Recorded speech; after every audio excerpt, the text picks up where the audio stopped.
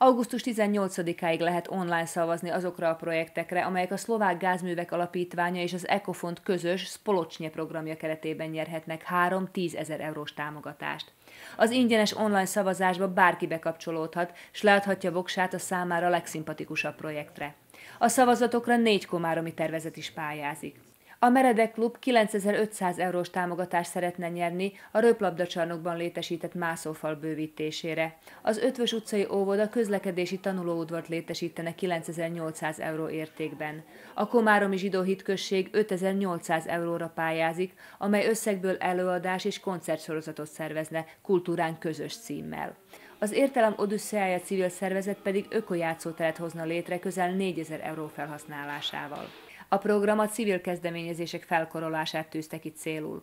A felhívásra 700 igénylés érkezett, ezekből egy szakmai zsűri 240 projektet, 80-80-at az ország nyugati, középső és keleti részéről juttatott tovább, ezekre lehet szavazni. A voksolás eredménye alapján régiónként minimum 10 pályázatot választanak majd ki, amelyek elnyerik a 320 000 eurós programkeret egy-egy részét. A szavazás módjáról az alapítvány honlapján tájékozódhatnak.